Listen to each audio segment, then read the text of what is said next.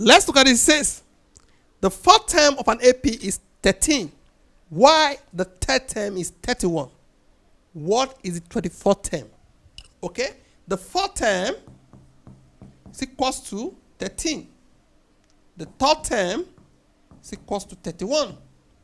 It's asking us to calculate what? The 24th term. As you can see, we are not given the first term, the common difference. From here, we're going to take care of that. For the first one, T4 is equals to 13. It's actually A plus N minus 1 D, which is, in place of this N, we put 4, okay? That's A plus 3D. For the second one, is 31 equals to A plus 10 minus 1D, which is A plus 9D. We call this equation 1, we call this equation 2. Okay? So with this, now we can say A plus 3D is equals to 13, while this A plus 9D is equals to 31. Okay?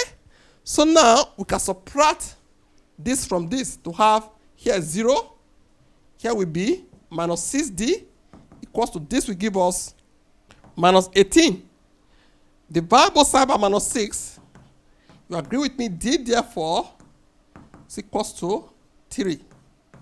Okay, now let's go for the equation 1 to get A. A is 3D. Our D is 4 now. Okay? So multiply by 4 is equals to 13, which is A. This is 3. 3 multiplied by D, multiplied by 3, plus 9 equals to 13. A is equals to 13 minus 9, which is what? 4. A therefore is 4. Okay? Now that we have these two, we can now go for the 24th term. Okay?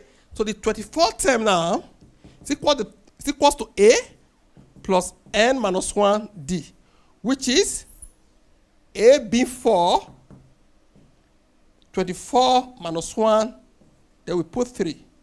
Equals to 4 plus 23 multiplied by 3.